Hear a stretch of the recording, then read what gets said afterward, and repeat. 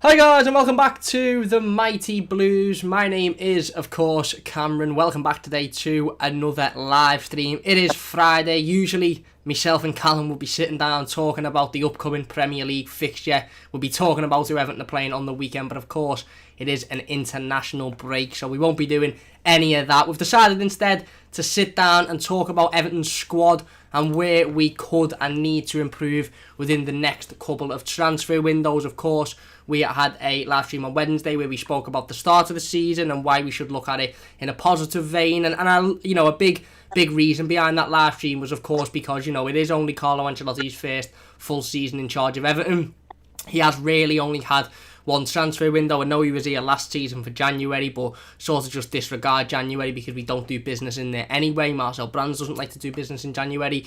And we spoke about how, considering we are only one transfer window in, we are only, halfway through his first full season, it's been a relatively good start. Okay, the last 3 games have been shocking, but it's been a relatively good start, and the signings that Carlo Ancelotti has brought in, so far have worked and have done well. But there's still a lot more to do. It isn't by any means the finished product. There's still, a few positions that we need to address urgently, that we need to go out and that we need to strengthen in. So Callum threw the idea over to me during the week and said, we could sit down and talk about those positions and talk about where Everton need to improve, obviously within the next, couple of years or so with Carlo Ancelotti, because I think we all expect, Carlo Ancelotti's Everton to take potentially 2 or 3 years before we get to that side that are fighting in the Champions League and challenging for Premier League titles because of how poor the Everton side was when Carlo took over. Okay, we've had a good successful first transfer window, but there's still a lot of positions that we need to address, for me, that we were never going to address in one window. It was always going to be a case of 1, 2, 3 years, maybe even more. It's took certain other managers 4 or 5 years, even longer, to get their, full side that they want and obviously challenge for league titles and stuff. So before we get into it, Cal, how you doing, mate? How's things? Disappointing performance again last week, and part and parcel of the reasons to why we're sitting here today talking about this, isn't it? Yeah, I'm doing well, mate. It's typical, really. I think that Man United game was only going one way or the other, like we said. But yeah, like you said, it's in the end it is still a positive start. We were top of the league for a few weeks. We've been in dogfights. Lost Richarlison, but he's going to be back, and we're going to have a fresh start after the international break. And with the fixtures I've seen that we've got a chance to turn it around. And in advance for everyone, so they know, if you see me looking off to this way, just looking at my notes, so you don't think I'm just casually not paying attention or all. I've got mine down here, so I'll be looking down constantly as well. Right. So basically what we're going to do is we're going to go through each position in the team and we're going to say if we need improvements, whether that's for depth, a starter. Cam's got the same, but I've got a few players listed out we could sign. All of these aren't going to be completely realistic. Yeah.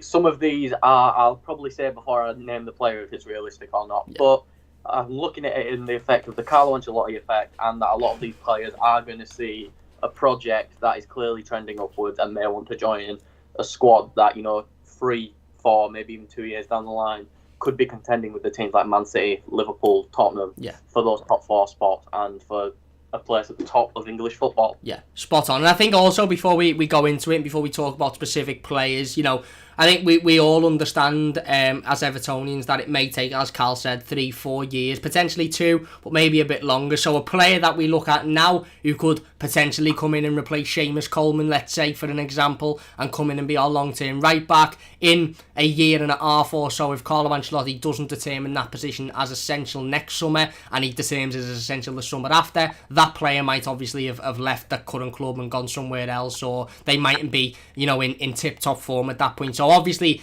we're not talking about players that we're definitely going to sign. We're just throwing some names out there at the moment of players that we should be looking at to replace these, to come into these positions that we are struggling in at the moment. Certainly struggling in terms of strength and depth. I think myself and Cal both said, Everton's first team is very, very good when we've got everybody fit, when everybody's out there, Richarlison, Calvert-Lewin, Hammers, Alan, Decore, the back line, Mason Holgate coming in and returning to fitness. When everybody's fit, we've got a very, very good, strong first team, but the reality of the situation is you take one player out of that team and it's average at best. And we're always going to be in a situation where we're having to take players out through injury and suspension. So we're going to sit down. Obviously, we're going to target some of the key positions. We're going to go into some players as well that we could potentially look at the moment. Before we go into it, Carlo, we'll go to you first to pick out the first position. I've got 5 or 6 named down here, but we'll go to you before we go to me. But first, I just want to say Everton have confirmed literally just 5 or 10 minutes ago that the game against Fulham, obviously after the international break, has been changed. It was on a Saturday, it is now on a Sunday. I think it's a midday kickoff and it'll be live on BBC. This is part of the Premier League's plans to make every game from November the 21st, I think for a month or so, might even be longer, free for everybody to watch. So Everton, we're playing Fulham, obviously a week tomorrow in the return fixture after the international break. That has been changed to Sunday. I didn't mention it on the weekly news roundup because I've already pre-recorded it, so I thought I'd mention it there. Anyway, that's just that little bit of news out the way. Cal, do you want to get into the first position, mate, and talk about where we need to strengthen and any potential players we can bring in to strengthen in that position? And also, if you don't mind, just have a little discussion about why you feel we need to strengthen in that position as well. Right, so I'm going to have a little look at my sheet here, and let's go through, in my opinion, this position that I think needs to be improved the most and right now as quickly as possible. And that is usually when Carlo plays it, it's the right centre midfield spot. It is where either Gomez or Sigurdsson or Bernard usually play. Let's put about it simply, none of those players are good enough. We haven't given Iwobi a chance in that position yet. And in my depth chart, I have changed Iwobi's position from the left down to here because I think his performance against United, and even you said, I think he scored a hat-trick for Nigeria. He scored 2 so far, but the second one was an absolute worldie. It was about 35 yards out, and he just killed it into the top corner. So he's on a hat-trick, but they're still playing, so there's time. Yeah, so right. So we're going to say Iwobi plays there, and I've got a little depth chart, so I'll go in detail. For that position, we've got Gomez, Sigurdsson, Iwobi, but let's put it simply, I don't think any of those players, unless Gomez can hit before leg break form, are good enough to start. So I've got a few players. The first player being, I think, probably at the same time the most realistic, but probably the most risky, and that's Isco from Real Madrid. The reason that's probably the most realistic for us is, to put it simply, is that it's been constantly rumoured. Ancelotti, had a decent relationship, I believe, with Isco at the club, and I believe Isco has spoken highly of Ancelotti since, and quite recently when he's been questioned about it. So to go into a bit of detail, Isco's valued at 27 million. But from what we've heard, it would be a loan with an option to buy. We'd pay all his wages, and the option to buy, I believe, was something around. It was £18 million or euros. Yeah. I'm guessing. I think it was between 21 and 23 million euro or something like that. Yeah, so we'll say around £18 million. So if we're looking at how he's valued, this is all my values are from Transfermarkt, and all the stats are from Who Scored. If you want to go have a look yourself. Right, so Isco, here we go. I've got the problem with Isco. He's either not played or hasn't been played in his preferred position. At first when Zidane came, Zidane really liked Isco, but then seemed to change his mind on him in a very similar fashion that he did with Bale and James. So if we look at it, Isco's best season for Real Madrid was 10 goals and 8 assists in the 16-17 season. Usually with Isco, you're getting about 1 to 2 dribbles a game, 1 to 2 key passes a game, and about a 90% pass accuracy if I average that out. The passing accuracy is amazing. That's what we need, because I think what we've got to realise is that central midfield position isn't a key playmaking role. It is a secondary playmaker behind James Rodriguez. Isco may not want to join if he's second fiddle, but I think he would understand with James' form if he wanted to join in.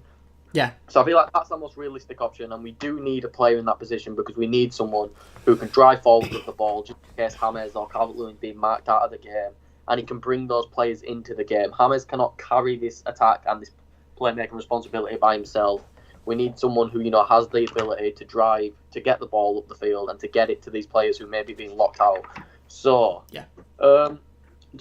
Have you got another player written down? No, I was just going to bounce off what you said. I completely agree with what you said, by the way. When you look at Everton's form so far this season and the performances and the results, there is one key position that stands out as that, just not quite up to scratch in the same way as everybody else. Now, okay, we can look at this team and we're going to go into a lot more detail on other positions. I know we're going to mention right back, of course, in terms of a long-term replacement for Seamus Coleman, potentially right winger I've put down, and maybe looking at moving Hammers inside, goalkeeper, back up for Dominic Calvert-Lewin, but central midfield, that role that, Andre Gomez and Gylfi Sigurdsson have been playing in so far this season is the position for me that you look at, every week when the team news is announced, and you look at every week when we play and you sort of think, that's a player that, I've said it before, and it's no disrespect to either of the players, but it just feels like that you get away with having one of those type of performances. You get away with having them. There you go. I think we're back online.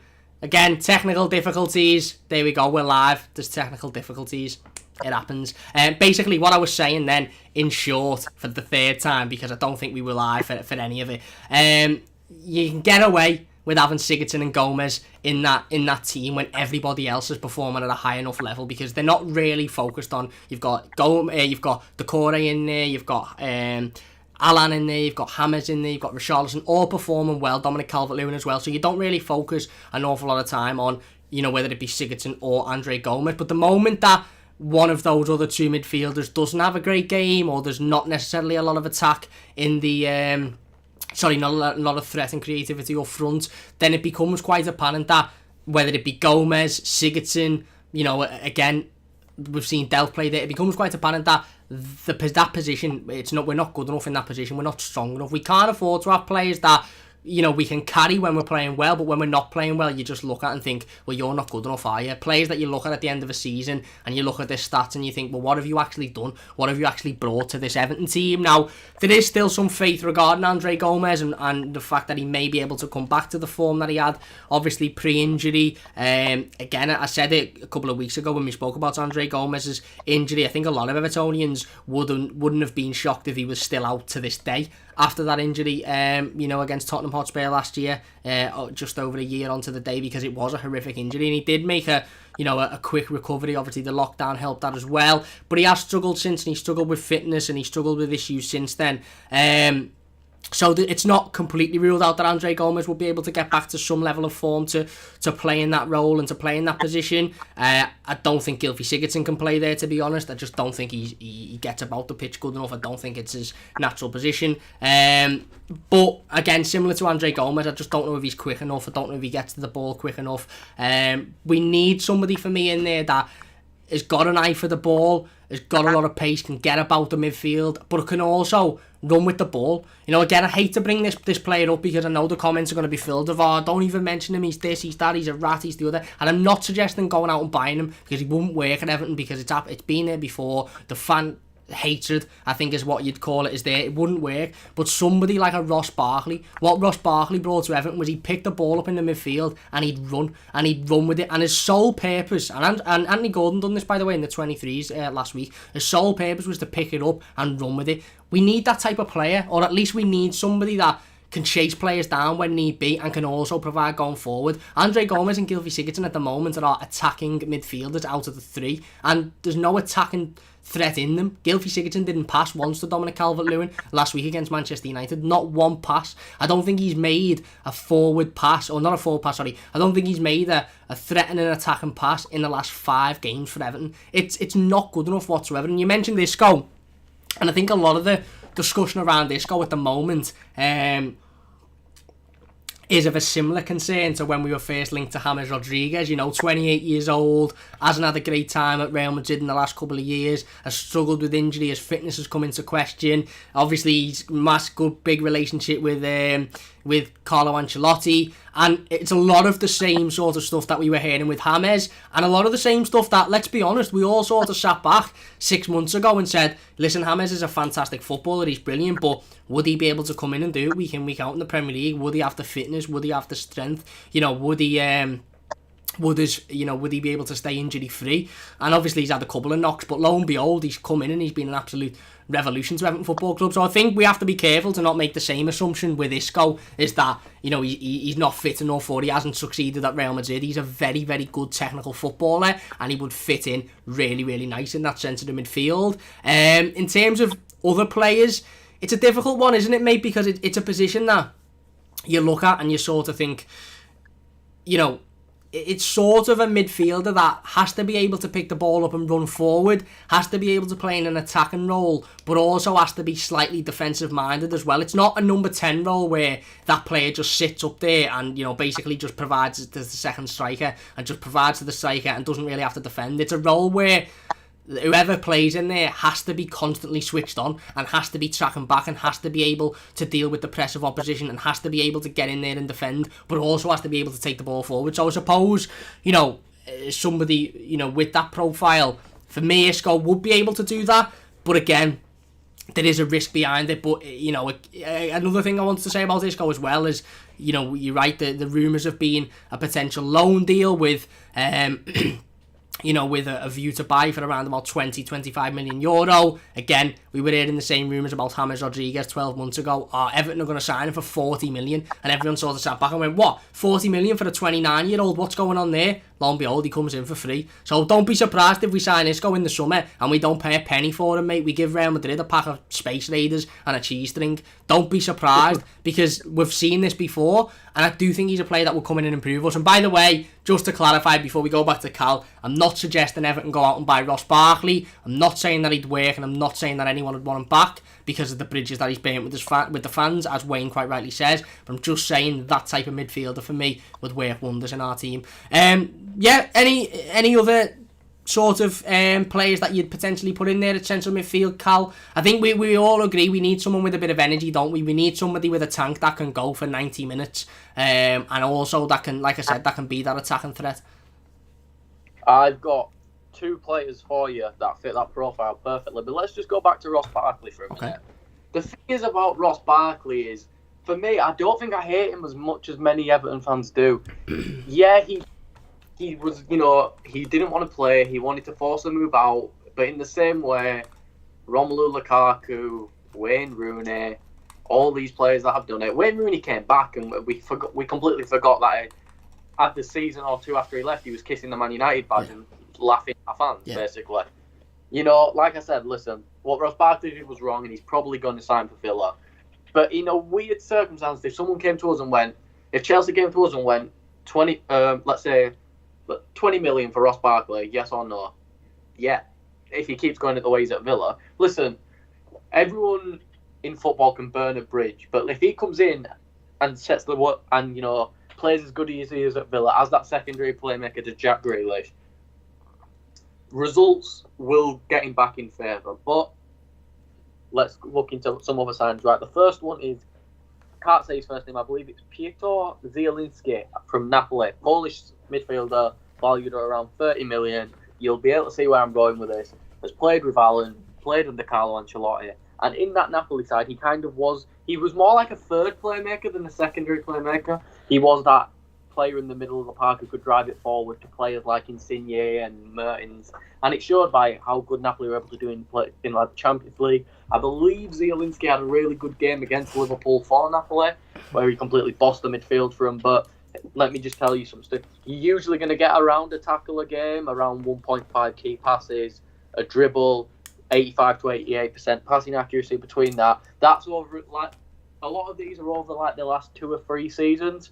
I've tried to get an average because, for example, Zielinski's only played 4 games and 2 of them were off the bench for Napoli this year. But listen, he knows how to play with Alan. He knows how to play under Ancelotti.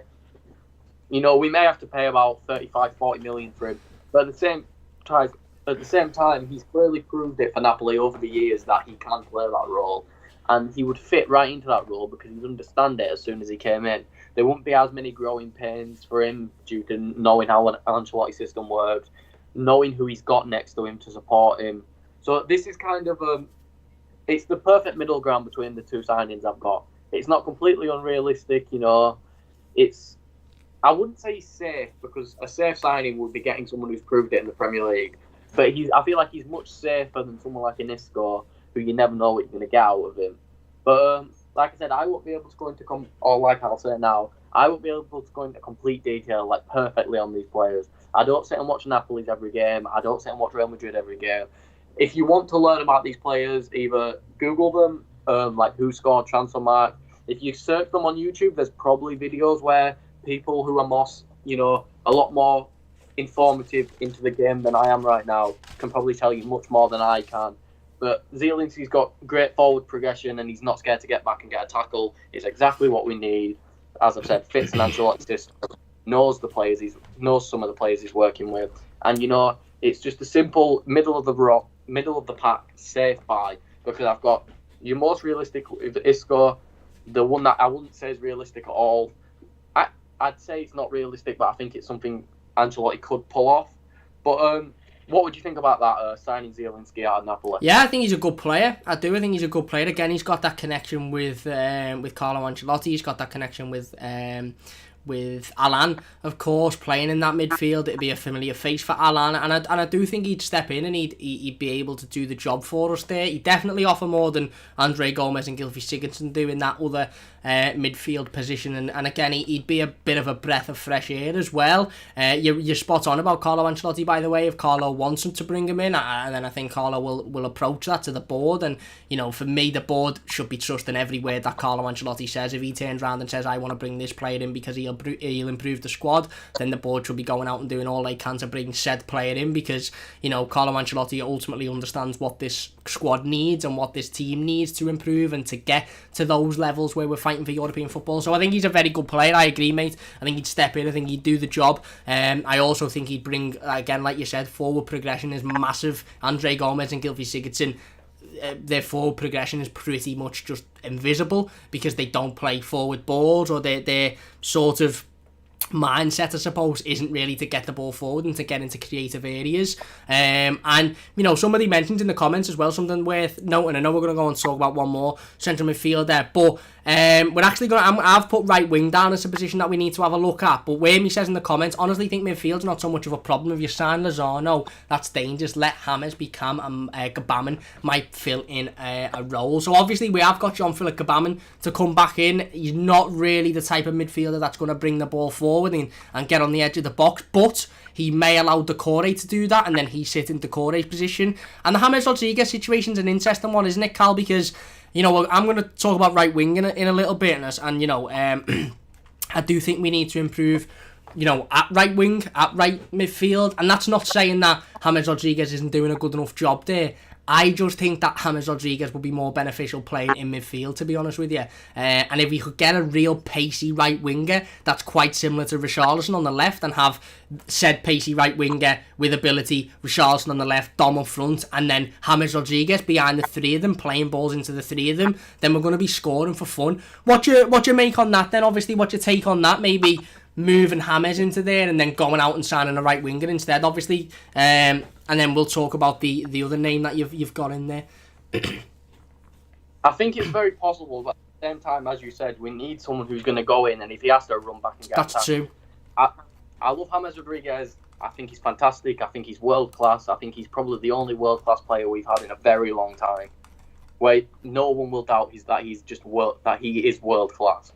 But we've seen lapses of concentration where maybe a fullback will just run straight past him and he's not paying attention really.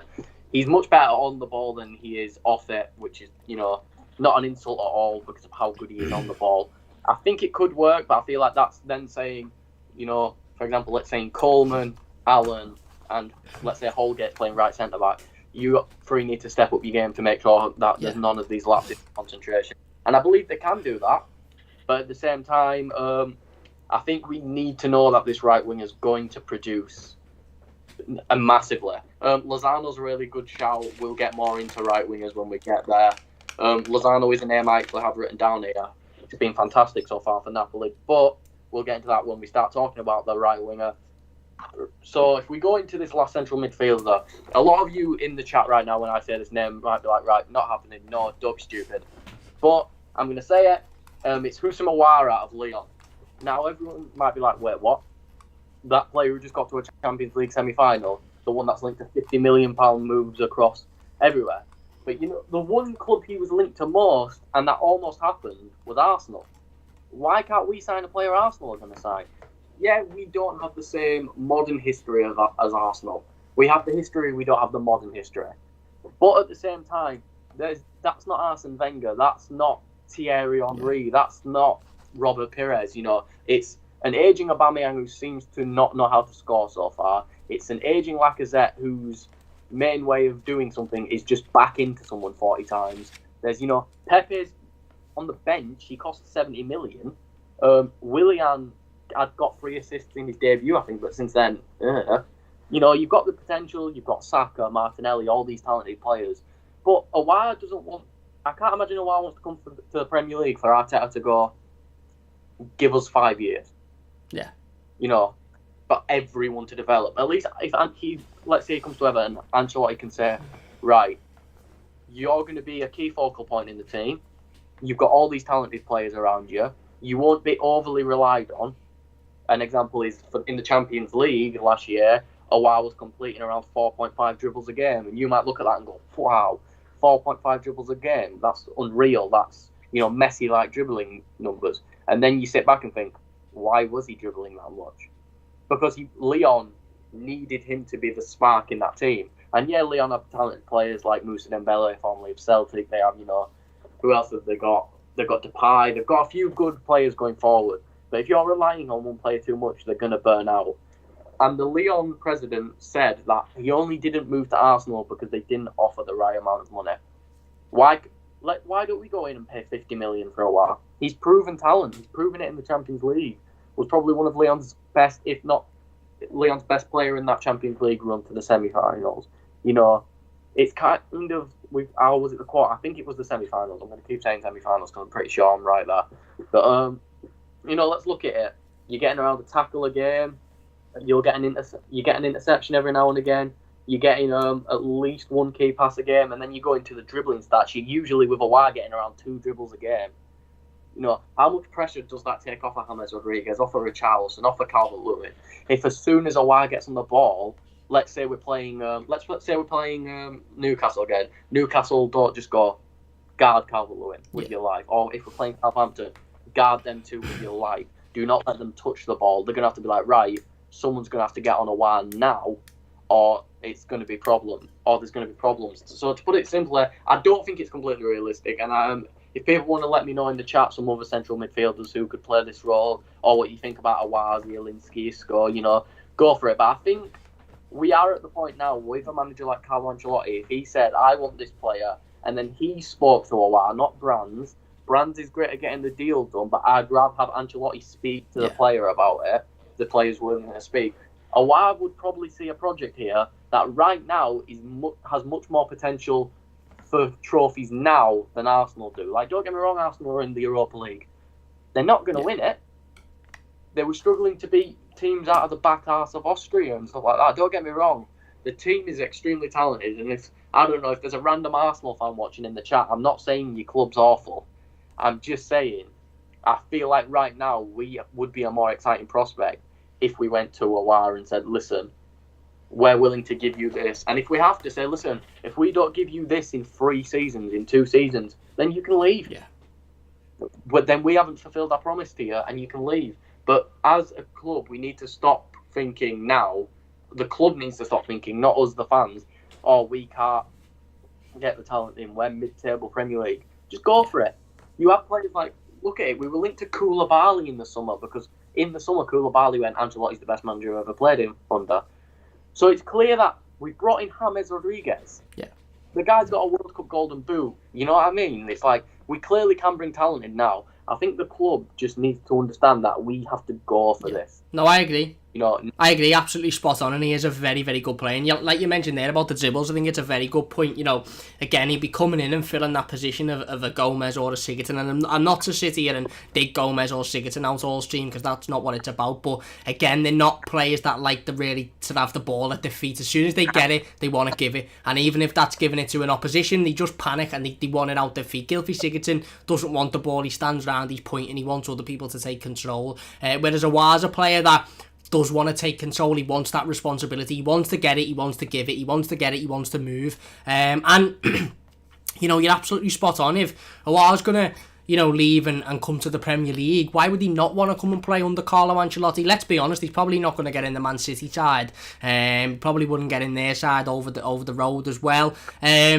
Why would, you know, Manchester United have got a plethora of midfielders. Why would he not want to come and join Everton Football Club? You know, again, you're spot on. It would take a lot of pressure off a James Rodriguez. It'd take a lot of pressure off a Decore and Alan as well, to have somebody in there that is comfortable on the ball and can control it and can move and can get through players and get through those tight angles, push it forward and then give it to a Richarlison or a James to create opportunity. So I do think it's a good shout.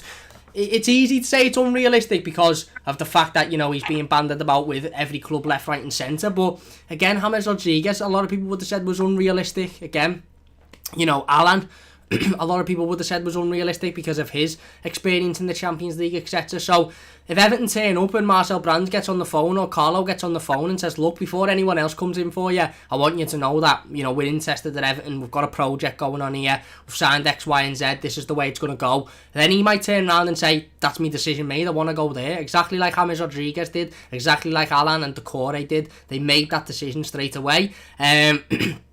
And I do think he's a very, very, very good shout. So yeah, they are our midfield options. Obviously, we've got Isco in there. We've got Aouar in there. We've got Zinchenko in there. And of course, we've thrown the idea of maybe putting James in there. So let me know your thoughts. I think we can all agree that that central midfield position, that other central midfield position is key. We will get into another couple of positions. I want to talk about the right-hand side, right back and right wing. Before we do, let's get involved with the live comments. Big thanks to everybody for watching live. Loads of people in the comments. As always, if you are enjoying the stream, by the way, please do hit that like button. Don't forget to share it, social media, Twitter, Instagram. Let's get as many people in here as possible. Subscribe to the channel if you're new as well, only takes a second. James says we just need some pace. Maybe put James in a free role behind Dom. Jason talks about the Fulham and Everton game being moved to Sunday. It is on BBC with a midday kickoff. Jonathan says, hey Cam, finally back. We need a winger and a right back. Well, we're going to talk about those positions in a second. William says, hey guys, how you doing? Hit the like, I'm not too bad, mate. He also says, hey Jonathan, I've been saying that for 3 transfer windows. Jonathan says we need to overlap. Seamus does it well, but he's injured again. Evertonian Luke's fan zone opening a screening on away game, just an idea. I think it would be boss for not only the fans who can't go the away game, but also for tourists who come over to Liverpool and want to experience Everton. Yeah, spot on. Might do a little video on fan zone within the next week or so. Wimmy says Lozano, Bay, Buanga, and Chukwueze. A few names in there, can't pronounce them, but a few names. Jonathan says Sigurdsson needs to go, Banana needs to go, Tosin needs to go, and John says Callum, oh shit, must Gordon be if he can't get in the team over Iwobi, Tosin, Sigurdsson. He must not be that good. Well, I just think it's a case of Carlo not really trusting the young players at the moment. Sorry, sore throat, which is understandable because, you know, he watches them every day in training, and ultimately, you know, we can sit here and have a very, very valid point in saying that if Bernard isn't turning up and doing it on a match day, or Sigurdsson isn't turning up and doing it on a match day, they shouldn't be playing. But if Carlo watches them in training every day and he thinks that they, you know, should be in there over Anthony Gordon, then that's his decision. Anyway, moving on to the right-hand side. Carl, I want to talk about right back first, and then we'll go into right winger because obviously it naturally progresses. Again, we've had a good, strong right-hand side. At the best of times this season, Seamus Coleman's been in very good form. James Rodriguez, obviously we spoke about how fantastic James Rodriguez is, but when James isn't fit, or he's taken out of the team, and when Seamus Coleman isn't fit, we really do lack, let's talk about right back first, we really do lack that long-term replacement for Seamus, don't we? Personally, for me, look, I don't think John Joe Kenny's good enough. You might disagree in the comments, Carl might disagree. I don't think he's good enough, I don't think he offers enough going forward, and I don't think he's good enough defensively either. For me, we should be going out and looking for a right back who can come in and be our right back for the next 5 or 10 years. In the same way as that when we brought Luca Dean in, we were looking to replace Leighton Baines and then Leighton drop into the substitutes bench. For me now, next season, next summer, we should be looking at a right back to come in and replace Seamus Coleman and for him to do the same. I would have really, really liked Max Aarons. Of course, he moved to Newcastle in the summer. Thought he was a very, very good player. Thought we could have snapped him up, but it's clear that Carlo's priorities were elsewhere, and fair enough. But now that we've signed a couple of midfielders, now that we've got that creativity in James, I think right back, again, other than centre midfield, is probably the other position that we're all looking at, thinking, well, okay, when Seamus is 100% fit and hasn't played for 3 weeks and is good to go, then it's not a worry. But playing week in, week out, obviously he's injured at the moment, got injured with Ireland a couple of days ago. It's not. We need a long-term solution, don't we? Yeah, 100%. Max Aarons, I believe, is still at Norwich. It's Jamal Lewis. Okay. Newcastle. Well, I'm getting confused there. I think the problem with Max Aarons is I don't know if this hype's going to die down. I don't watch the Championship much, to be honest. People can put in the chat if Max Aarons is playing still for Norwich, but the links with clubs like Bayern Munich and stuff, and I feel like defensively he's just not there. I feel like if we signed him, it would be... I feel like Coleman would still play a decent bit, but Max Aarons is a good shout. He's not on my list, but I feel like Max Aarons would also be quite expensive. I mean, look, Norwich are probably... Looking if Nathan Ake can leave for 40 million from a Championship side, don't get me wrong, Nathan Ake and Max Aarons are completely different players. Why can't Norwich come out and say, I want 35 million for Max Aarons or he's not leaving, you know? And a club like Bayern Munich just will pay that because what's 35 million to Champions League winners, Bundesliga winners? To us, 35. If we pay 35 million, we want guarantees, really. I mean, look at Sigurdsson. We thought we had guarantees. It hasn't been a fantastic signing, to put it simpler. But, right, so if I have a look, I've just said we want guarantees, but ironically, my first right-back comes from the Dutch league. Go on. But, at the same time, he's only valued at around 13 million, so this would be a risk-free sort of signing, signing for around 15, 16 million, see if it works out. And he's a bit of an athletic freak, so I feel like he's just one of those players that naturally can take the step. And to be fair, if we have a look, defenders usually do quite well from the Dutch league. If I just think of centre-backs, you've got Arnautovic, why did I say that? Alderweireld, Vertonghen, Davinson Sanchez, players like that, I can't think of any full-backs from Ajax or from any other Dutch league team that have moved over. You've got Daley Blind, but he sort of come in as a midfielder, didn't he? And he's been converted. Yeah. But he didn't really do much at Man United, to be fair. So, a lot of people say, the Eredivisie is a big risk to go to, but I'd say that's more for attacking players. But if you want another example of why going to the Eredivisie can work, go watch Ziyech's past few games for Chelsea. He's looked like one of the best players in the league already. But I'm talking about Denzel Dumfries, a right-back who, quite well known if you play a bit of FIFA, that's if you might recognise that name. But if you want to take a look into his stats, you get in his 6 appearances, he's got 2 assists, showing he can get forward and get it done. You get, right now, this is obviously in 6 appearances, this might go lower, but right now, he's giving about 1.5 tackles a game, 2.8 interceptions, and then you're getting 1.3 key passes and 0.8 dribbles. Over 1 key pass for a fullback means he can at least get forward and whip the ball in. And don't get me wrong, he's playing for PSV. He's playing for one of the big boys in the Dutch league, and he's playing against some dross competition sometimes. But here's the thing. Like I said, I've got 3 options here, like I did last time. I've got the cheap one, I've got a middle-priced one who might be the safe option, and then someone who'd be a bit pricey and probably a bit harder to get for us.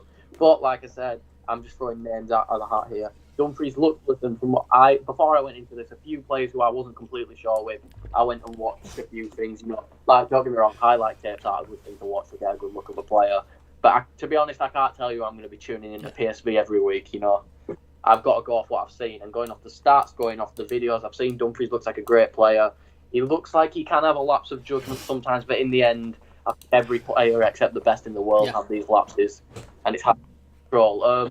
Before I go into my middle one, have you got any right backs besides Max Aarons you'd like to name off, or do you want me to just keep... No, I sort of, I obviously had a look at Max Aarons. I got completely confused there. I do apologise with Jamal Lewis. But no, I was having a look at Max Aarons. I was impressed with how he performed in the Premier League last season for Norwich. Again, even though they were relegated, obviously we signed Abdoulaye Doucouré from Watford this summer. He also was relegated into the Championship. But I was just massively impressed with how he performed in the Premier League. I just think this is something that we sort of need to address as a long-term solution and replacement. Look, Seamus will always give it 110% and will always play his heart out. But the reality of the situation is, if you'd ask me, Cam, do you believe in 12 or 18 months Seamus Coleman will still be playing week in, week out for Everton? I'd have to say no. I just don't think his legs will allow that.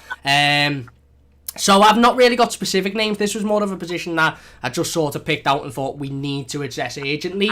But to be honest, I wasn't really sure of who would come in and fit the bill and be able to do that. Obviously, most fullbacks in this day and age are the type of fullback that Seamus Coleman and Leighton Baines very much sort of, I don't want to say invented, but they brought to the limelight, those attacking fullbacks who get forward, throwing crosses in, creating opportunities, can defend as well, but they're more attacking minded. So for me, as you know, we need to bring in a player with that attacking mindset, but can also get back and defend. It's pointless bringing in someone like a Sidibe, for example, who, yeah, okay, he's decent getting forward and putting crosses in, but defensively he's absolutely woeful. So you keep firing away, mate. You keep firing away. Yeah, so like I said, I think it will be hard to replace Coleman, because if you look at, I think I'm going to say 2016-17ish, he was probably the best right back in the league before the leg break. He was, I wouldn't even say probably, I'd say comfortably was the best right back in the league. People may say, what about Kyle Walker? And personally, I think that was Coleman that season. He was fantastic, he looked like our star fullback. It looked like he had overtook Leighton Baines for that mantle of, the fullback who could create everything for us. But the secondary option, I feel like this one's a bit more of a versatile choice. This is someone we could get in who can play, he can do right back. He can probably, from what I've seen of him, he can do a job in central midfield. He can do a job in right wing, and I think he's Yusuf Attal, valued at around 18 million, plays for Nice. If you want the simple stats, like I go into again, you're getting around 1.8 tackles, 1.8 interceptions. You're getting about a key pass. But then here's the big thing, and this might be, people might look at this, that's a bit risky for a fullback. You're getting 3.6 dribbles a game. For a fullback, that's instantly just took so much pressure off James Rodriguez. Instantly. It's clear he can go forward if he's beating people off a dribble 3.6 times a game. It's simple as that. And like I said, there's another player I don't know the most about, Algerian fullback. You might be able to go check him out if he's playing for Algeria right now. But he looks like a fantastic player. And he's only valued at 18 million. So what are we going to pay? Between 20 and 25 million? I don't think that's a massive punt in this market. Or someone who I believe is 23, 24. So even if he doesn't start off the best, he's got Coleman mentoring him. He's clearly got that ability going forward, and he can clearly win a tackle, get an interception. So, he might just be that signing where it's, let's get used to the physicality of the league first, let Seamus teach him, and then someone who can take over the mantle, because we don't need to sign the best right back in the league. That's the thing. We do not need to sign someone who's going to be Trent Alexander-Arnold or something like that. We just need to sign someone who's good, who's decent at going forward and can win a tackle, can win the ball. If we've got all this talent around him, other players will shine, even if they aren't the best. We just need to think about that. We don't have to go out 40 million for this player, 40 million for this player, 40 million. We're not Man City. We're not Man City. We don't have that much money. We're a club where we need to be much smarter. So looking at these cheaper players is, it's all, we've got to look at it in that sense. Or else, don't get me wrong, I'd be saying, let's try to think. I'd be saying Danny Carvajal, Roberto, Joshua Kim. It's not really. Also, financial fair play as well comes into question, doesn't it? Sorry, clear my throat. Comes into question with spending, loads of money and going out. And again, all of these positions that we're talking about, nobody's saying that they'll all be addressed in the same transfer window. Nobody's saying that they'll all, be brought in next summer. It will be a process that takes probably the next couple of transfer windows. But I agree, for me, you're spot on. It's not as urgent to the point where we haven't got a right back who can perform, so it's like we need to go out and spend 50 million and bring one in. We've got Seamus Coleman, who, like I said, will still be able to do a job in probably 15, 20 Premier League games this season. However, looking long-term wise, like we did when we brought in Nazim Kunku at left back, I think we need to look to bring in a right back this summer for me. I think we need to look to bring in a player that plays half of the season. Seamus plays half the season. The new signing comes in and learns a lot from Seamus and then takes the mantelpiece into the next year. Obviously going into the 2022-2023 season, I think it'll be then.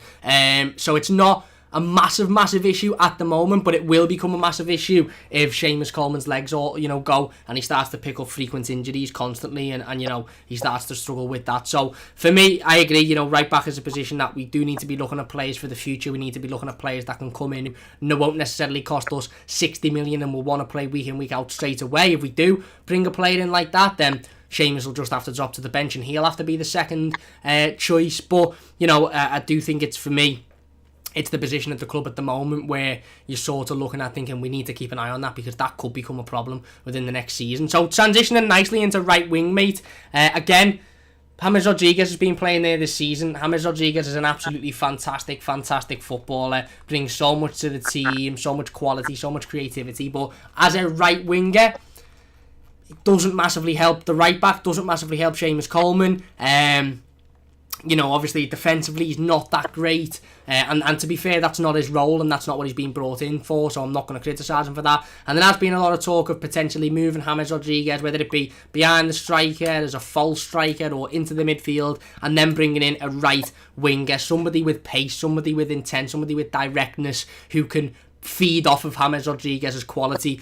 Few names have been thrown about. Obviously, Leon Bailey was thrown about in the transfer market. Lozano's already been thrown about in the live comments. I put Ismail Sarr from Watford down as well. I know he can play on either side, but I just think he's an absolutely fantastic player. Probably would cost you a lot of money, to be fair, but I just think he's a fantastic player and definitely one for the future. So going into right wing, mate, or right midfield, whatever you want to call it. Firstly, before we get into any names, do you agree? Do you think that we should be targeting that position? Do you think that we should be bringing somebody in with the view to move James over, or do you think that James is you know, okay where he is at the moment?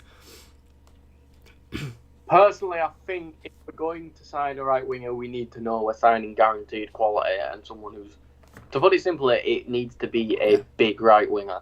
It needs to be, I'd agree with Lozano as one of those players. Ismail Sarr, I'd 100% agree with. I'm not going to attempt to say it. I think someone mentioned him, the Nigerian winger from Villarreal. I can't pronounce it. He's been linked with a lot of big moves. But, you know, another one I've got here is Jonathan Bamba from Lille, I believe. You know, if we can bring in players of guaranteed quality who, you know, we're going to pay 40, 45 million for them, yeah, I'm happy to move James into maybe an attacking midfielder, play a 4-2-3-1. You know, I'm happy for him to move into that right central midfield spot. But I think if we're going to do it, like, for example, if you said to me, you can have Aouar or Lozano, personally, I'm saying give us Aouar, 100%. You know, I feel like Ancelotti needs to take a look. If we can't find someone in that right central midfield role who Ancelotti believes there's the man for the job, then yeah, 100% I'd be happy to bring a right winger in to move James into a more natural position for himself. But in the end, as we've seen, James has performed great. I don't think we need someone to fill that position. You might think we need, or some people in the chat might think we need this pacey winger with all this speed, but in the end, James is doing perfectly fine in that position. I think a lot of us look at these pacey wingers with flair and excitement, and they're more luxury signings than necessary signings. So, like I said, if we cannot find someone to fit that central midfield role, or we can't get someone good enough, there's no point signing a central midfielder. Let's go out, get the winger, give James that central role that he probably would prefer, and then see how that impacts. Fair enough. There you go.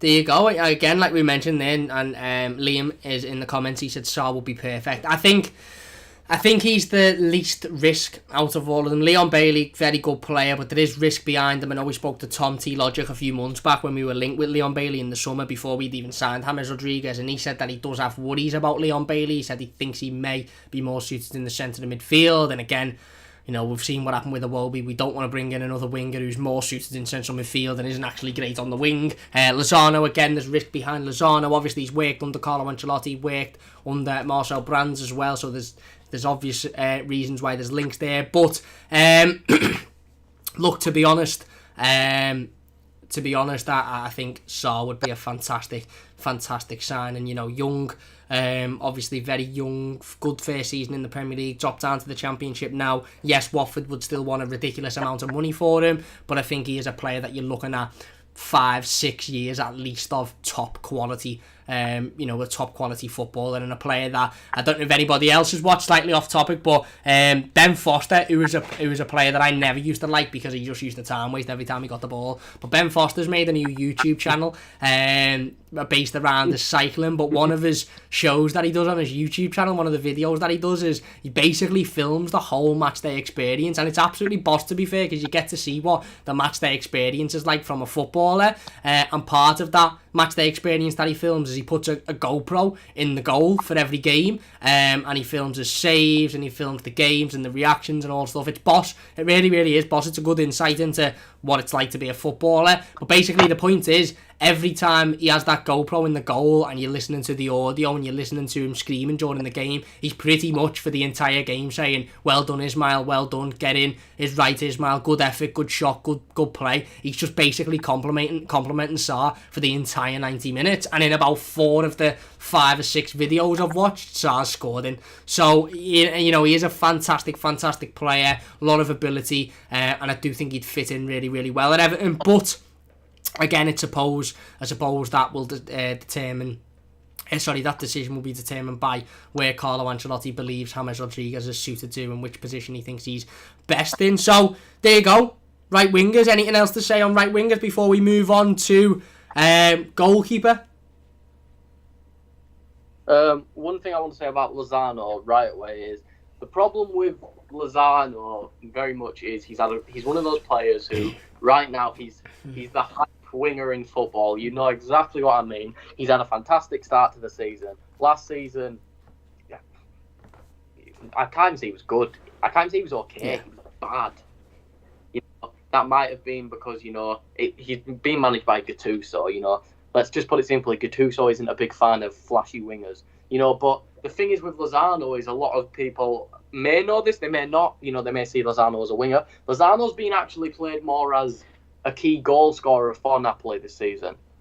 That's where he's found his form, as scoring goals for Napoli, being the main man. If he joins Everton, he's not going to be the main man, and then we might see him regress again, like he did when he wasn't the main man. And he's got Mertens and people who are unselfish and willing to say, right, you can be the main man. If he joined Everton, I wouldn't want Calvert-Lewin to go, you're the man, Lozano, you handle stuff.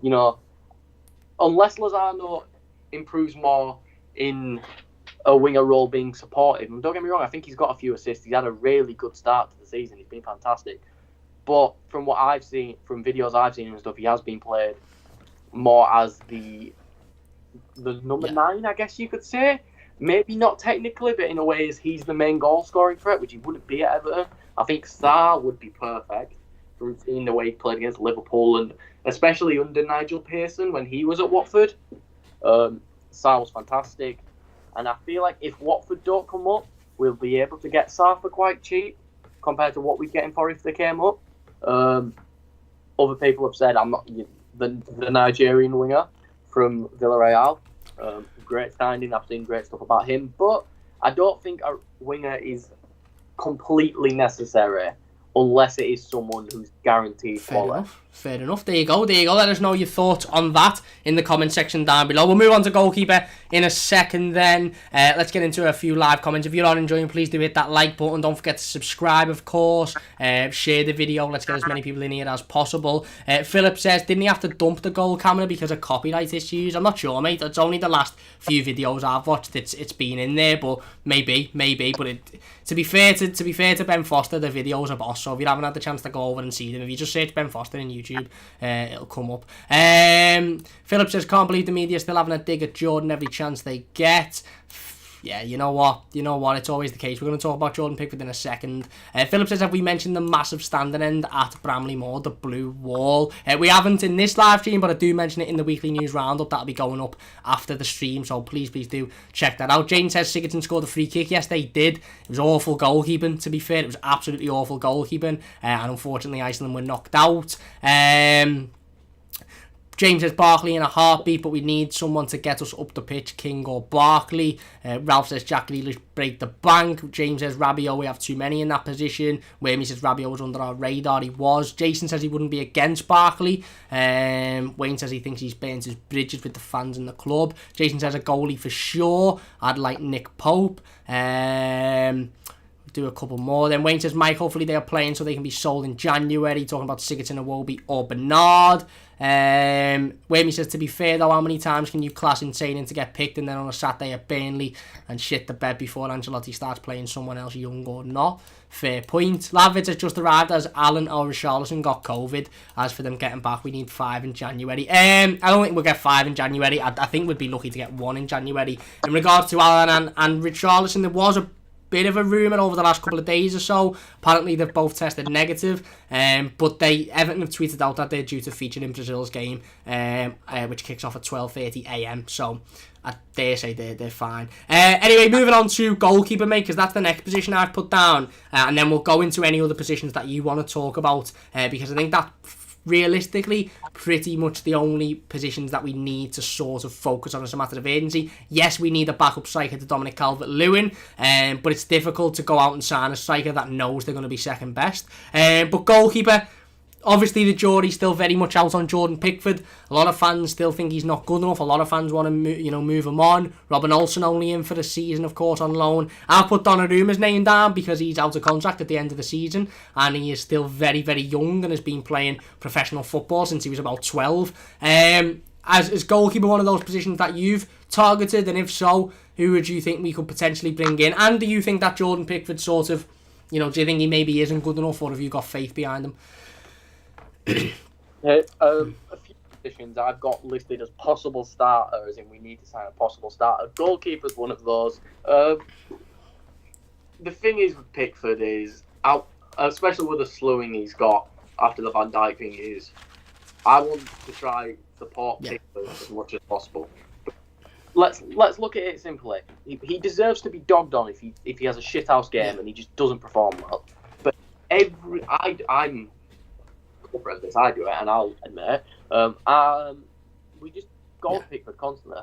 Now we defend him from the Liverpool fans, but how many times before did we just rip at him for making a stupid mistake? And don't get me wrong, we are entitled to do that, and we should do that. But it's clear Pickford struggles under pressure.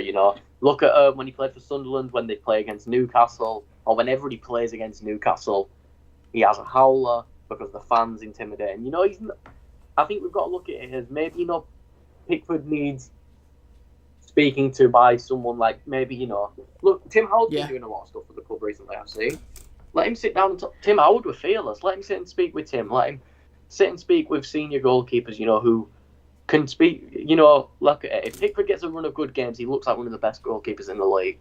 But he's just getting one of those runs. You said I heard Nick Pope, not happening. Nick Pope isn't happening, to put it simply. I think he'll leave, but he's going to go to a big club. He's going to go to a huge club. I could see him leaving England for a big club. Look at his quality. He's unreal, and it's probably the main reason Burnley might even stay up this season. But Nick Pope, great. If we could get Nick Pope, listen, in a heartbeat. But that's only if we can get someone on that level. If we went, don't get me wrong, if AC Milan end up plummeting this season for where they are, and then I hear, by the way, we might sign Donnarumma, I'll be like, okay. Sorry, Pickford. But then if I hear, we're going to... Let's give an example. Let me just think of someone. Let's say Emi Martinez was someone I wish we signed. Doing well at Villa now. Probably being one of, if not, you argue, the best goalkeeper in the league this season for Villa. For example, let's just say Ben Foster. We were just talking about him. If I heard a rumour Ancelotti's about to sign Ben Foster to replace Pickford, I'd be like, what? Yeah. It's almost a step backwards. And it's that, they're more safe. But Pickford can do more than these keepers. So in a very similar position to the James situation, if we can bring someone who's miles above Jordan Pickford in, like a Nick Pope, for example, then I'm 100% behind it. But I don't think we can. And that's the problem. For example, if we can get Dean Henderson in too, if in January Dean Henderson's like, why am I sitting behind De Gea? See you later, United. I'll take Dean Henderson in. But right now the goalkeeper market's hard because every team wants a class goalkeeper now. Everyone's realising now. It used to be your strikers who you'd pay 40, 50 million for. Now it's your goalkeepers and stuff like that. So goalkeepers are at a premium price right now, and I feel like I would rather play a premium price for a central midfielder, a right back, and a few other positions before goalkeeper. Fair enough, and I actually agree as well. I think, obviously we've thrown goalkeeper in there because there's a lot of discussion about it, but I think we all just need to get behind Jordan now.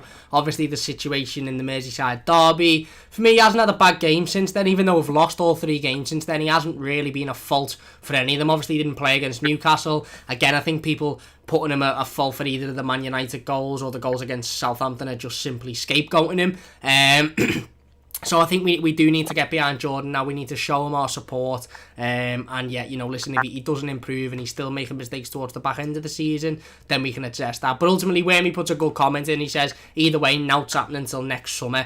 It's not. Let's be realistic. We may bring one player in January. We may sell a couple. Bernard might go out. But the likes of Sigurdsson's, Delphs, players like that, they're not going to leave until the summer unless a monumental bid comes in halfway through the season, and I cannot see that happening. And we're also not going to go out and sign a world superstar in January. We might bring somebody in on loan for the rest of the season if we're struggling in a certain position, but we're not going to go out and spend 60 million on a player in the January transfer market. So I agree. I think, listen, there is certain goalkeepers in the world that I think you would have to look at Jordan Pickford and say, look, this player's coming in and he's proven that, he can perform in a better standard. But I think we have to get behind Jordan, and this may be his last season for him to prove himself.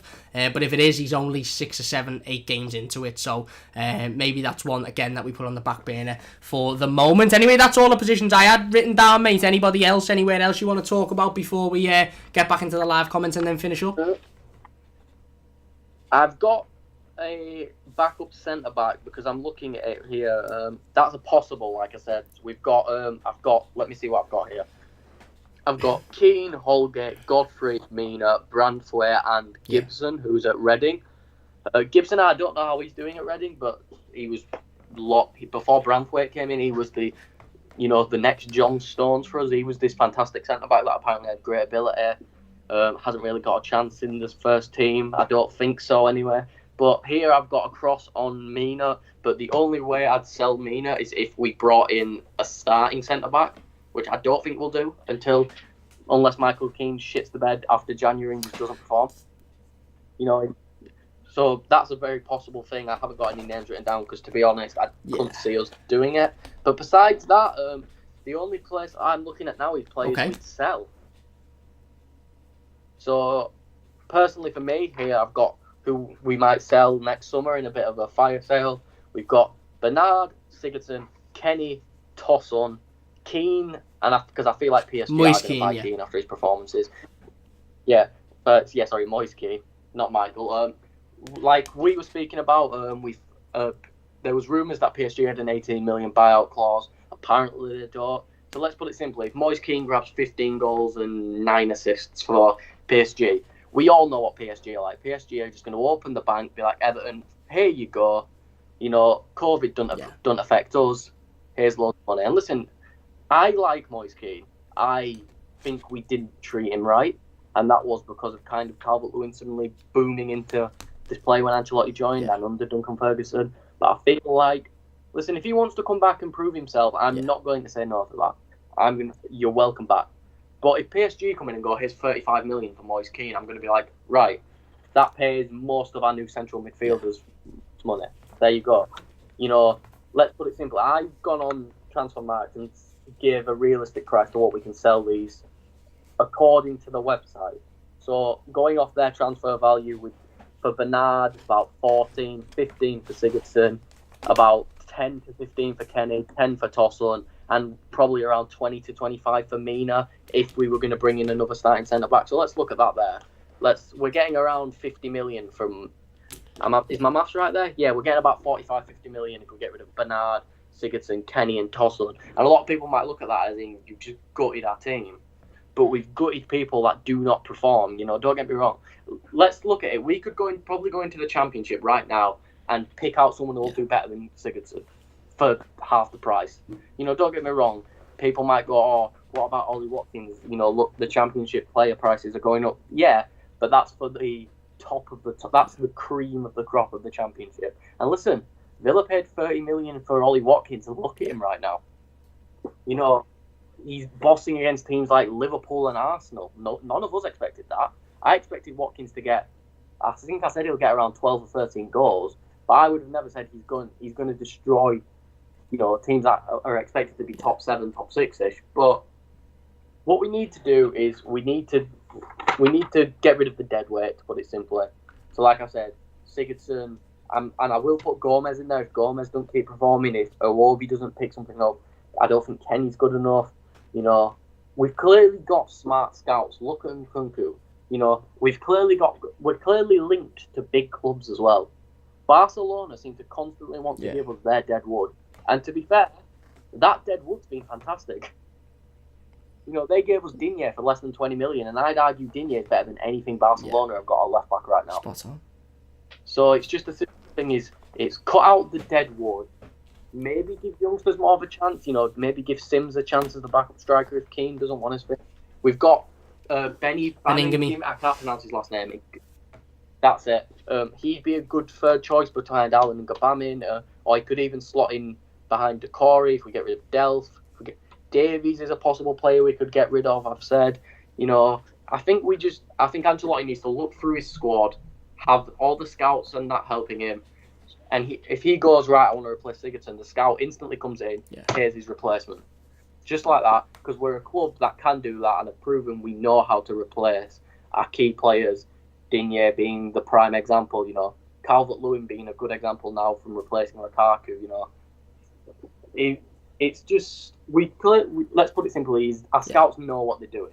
They know how to find the right players.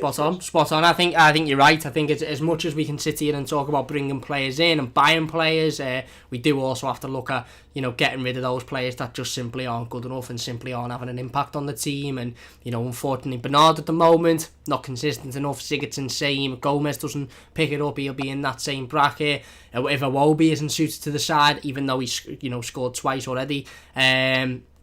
Then maybe he scored twice already for Nigeria. Tonight. Then maybe he's one of those as well. I agree completely. It's as much about selling the players that are just not good enough and not effective enough, and then building the money up from those sales to go out and bring in players that can come in and can affect the team. I completely agree. We'll get into a couple of comments then before we finish up. If you have enjoyed, please do hit that like button. Like I said, subscribe as well if you're new. We're getting close to 3,100 subscribers, so if you could, it would mean a great deal. Wayne says Moise Keane probably won't come back. Again, there's no buying clause in the contract with PSG, but I don't think Moise Keane's going to want to come and play for Everton. To be honest, I just think he'll think, that league's more suited to him, and he'd probably prefer going to play there. Philip says, we've always struggled with goalies. Our best have been George Wood, Neville Southall, and then way back to Gordon West. What would Westy be worth now? So much, mate, so much. Whammy says, can't see sense about we have Keane, Holgate, Mina, and then Godfrey, Gibson, Branthwaite. Well, it's about if one of those left, maybe if Mina left. Again, Mason Holgate is a player that when fully fit, of course, will be in this team and be starting every week as well. Whammy says, we weren't in a position as a club to have Keane. It was a bad match at the time. The kid is good. I hope he comes back, but we need a backup for Dom. Yeah, Dominic Calvert-Lewin obviously up front. Again, that'd be probably a loan deal. I could see that maybe being one that happens in January, going out and buying a 28, 29-year-old striker to come in for the rest of the season and just give Dom a little bit of help. But it's going to be very difficult for us to sign a striker with any money, with any real potential, knowing full well that they're going to come in and sit behind Dom and sit on the bench for most of the games, especially given we play